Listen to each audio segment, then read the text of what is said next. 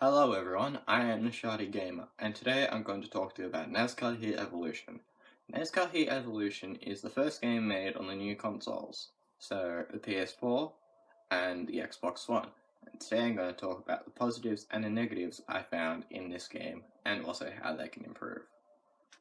I'll start with their positives. The qualifying is trickier.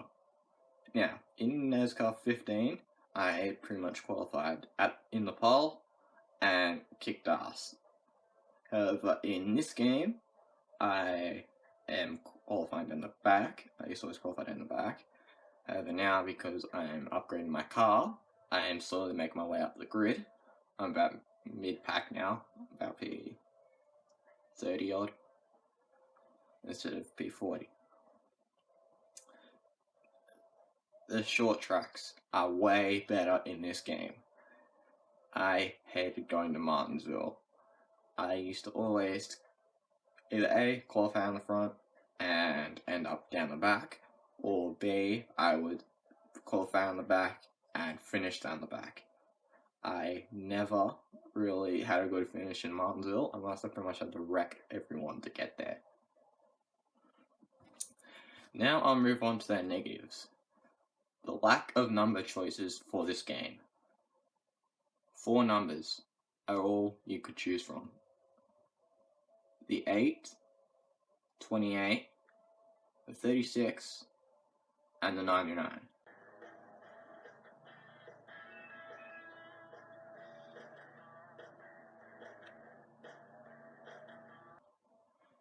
Now, upon doing a little bit of research, these are the numbers that were used last season. Numbers 1 through 7, 10 and 11, 13 through to 24, the 26, but that was only used for the Daytona 500, so that number could have been added as a number you could choose. The 27, the 30, 31, and 32, the 34, the 35, but that was only used for the Super Speedway, so that number could have been chosen as well. The 38 and the 40, but that was also only used for the 500. 41 through to 44, the 46 through to 48. This next number I would have a little bit of a talk about. Number 49. This number was only used at the last event of the season to advertise NASCAR Heat Evolution. However, and yet it was made after the game was made. So, why wasn't this number used as part of it? And I know some people probably say, oh, but they would have known that this team would have used number 49.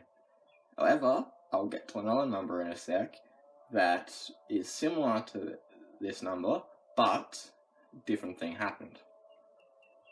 The 55, the 59, this was only used twice at the Daytona 500 and the final event, so that number might have been added, might not have.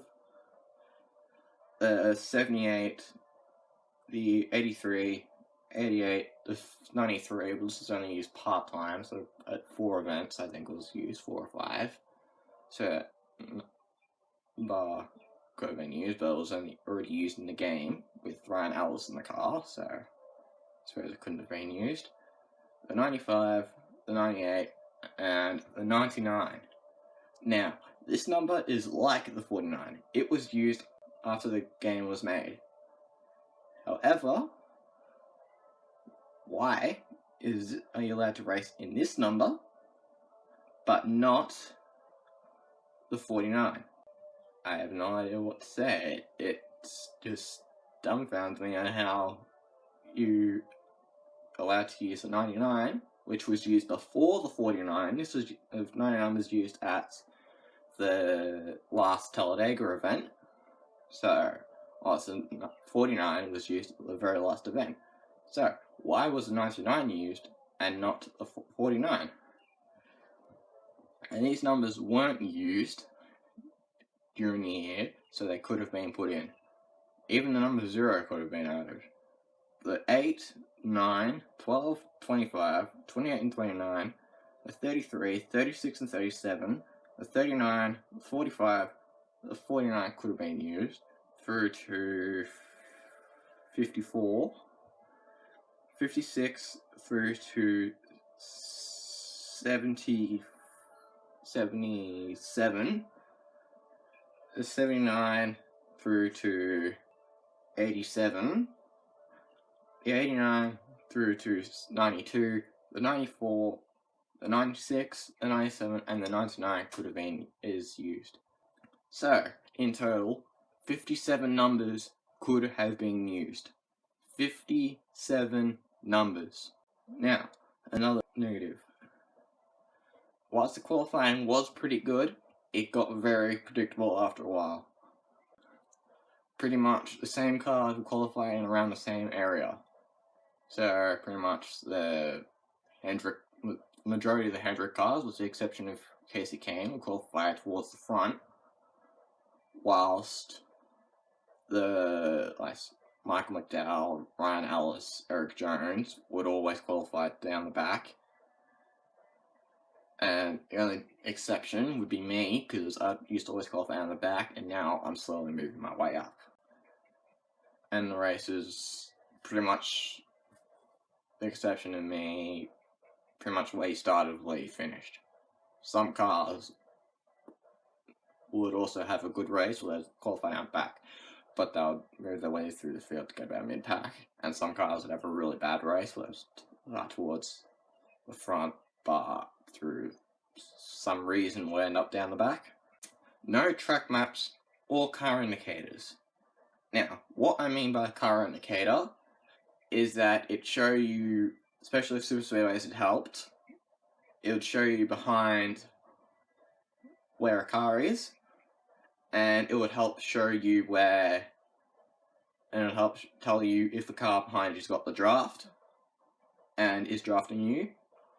But I really was not good at that, so I just want to let them past and then I'll draft them. And the track maps, absolutely, you can't really tell where the leader is.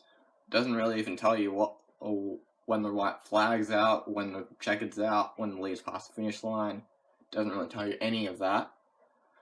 All it pretty much tells you, all you know was a small leaderboard in the top left-hand corner. If you're using PS4, you press X a couple of times. And it tells you the 2 cars ahead and how far they are ahead of you, and the 2 cars behind and how far they are behind. Which was very annoying, and yeah, very annoying for me to deal with. You get very little creative right on your career car. All you can change on your car is your car number and your sponsors. Well, you can't really change your primary sponsor, but you can change your secondary sponsors, which you have to race certain a certain position before you get money from that. Very slow to call their cautions when they happen. For example, during a Talladega race, I spun Ryan Newman out accidentally, and he did about 360 turns, and it wasn't until about 5 or 6 other cars got caught up in it when the caution was called. So if that happened in NASCAR 15, they would have called it when Newman spun around the first time. No Budweiser duels or All-Star races are included. I was probably just as annoyed with this one as when I found out had very little numbers to choose. I don't mind doing a Budweiser duel because it really would have probably helped me get up the order, because when I qualified 40th, I was like, okay, I should be okay. I've got the Budweiser duel to gain up the order. However, just gone straight into the race. What about the Budweiser duel? Oh, great. And for the All-Star race, I wouldn't have qualified because I didn't have a win yet, so I've had to go through the races beforehand to try and get through, which I probably wouldn't have gotten through. The super speedways are really, really bad. I really love the super speedways in NASCAR 15 and NASCAR 14. The reason? Because the drafting was really good. You could actually draft with the group, and I could help, and even the underdog cars could get their way towards the front, or I could help them get near the front.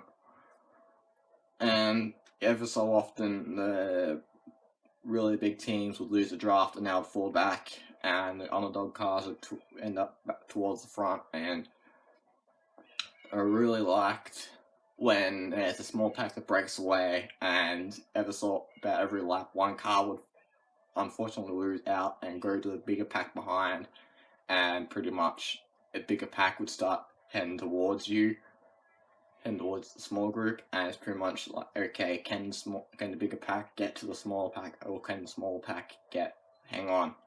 However, in this one, drafting's pretty much non-existent.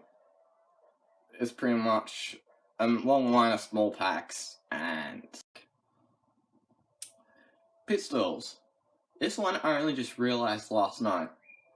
The pit stalls are sorted out by your number, with the exception of you, the driver, and Eric Jones, who somehow gets pit stall 1, even though he absolutely sucks every single week.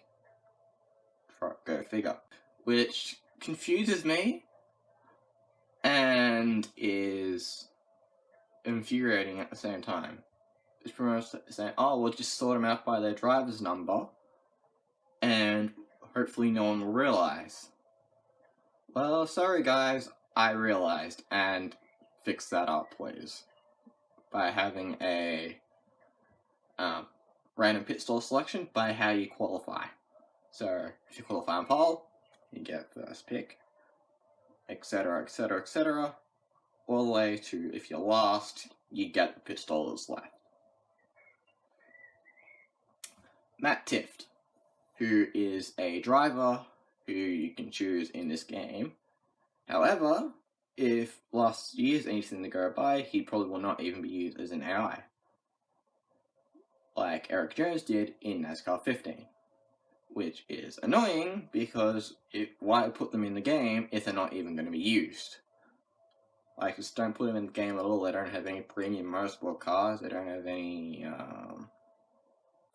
they don't have the other Line Family racing car. They don't have the 59. They don't have the other front row motorsport cars. They don't have any of the really part-time cars, with the exception of the 93.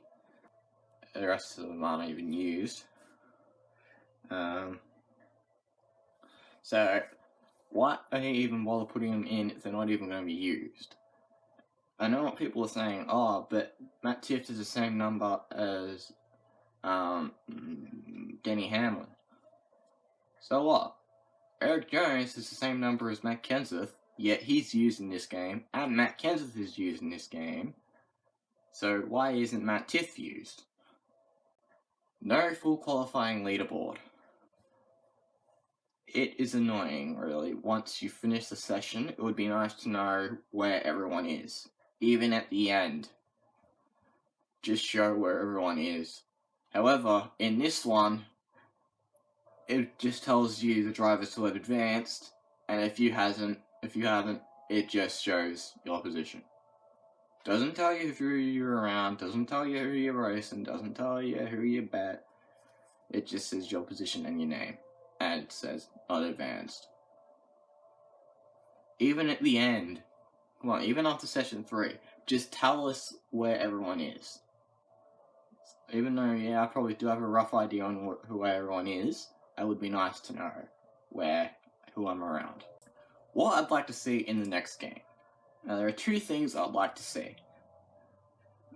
Number 1, a qualifying draw selection for the super speedways, Pocono and Indianapolis, since they don't have the group qualifying there due to safety regulations, or they're trying to not make people crash. So you get a random number, you wait till a certain number of cars go through, and it would be nice to know what time you have to beat. Apart from it just telling you what your time is, just tell us where we are in the position, and how close we are to the leaders. Because at Daytona, I thought I was on a pretty good lap, and I wasn't.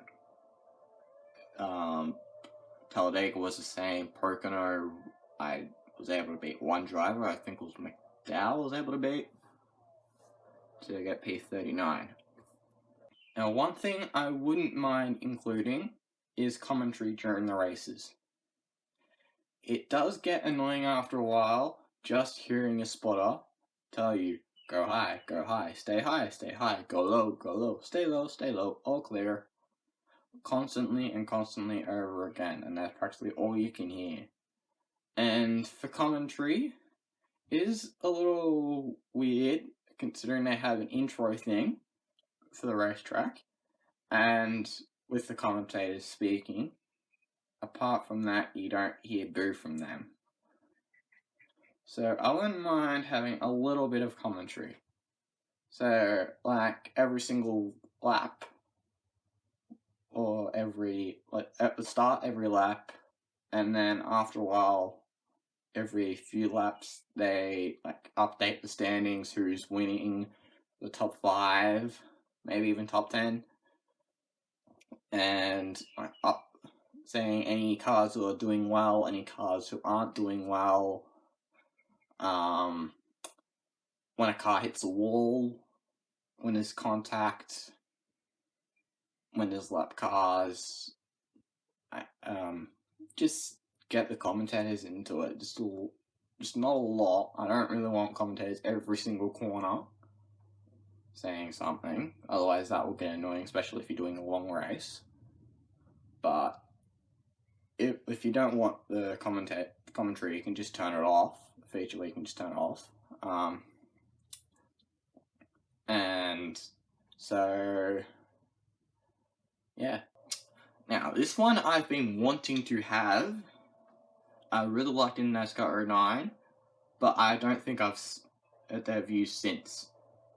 A bigger career mode, where they use all 3 of the main 3 series. The Camping World Truck, Xfinity, and Monster Energy Sprint Cup series.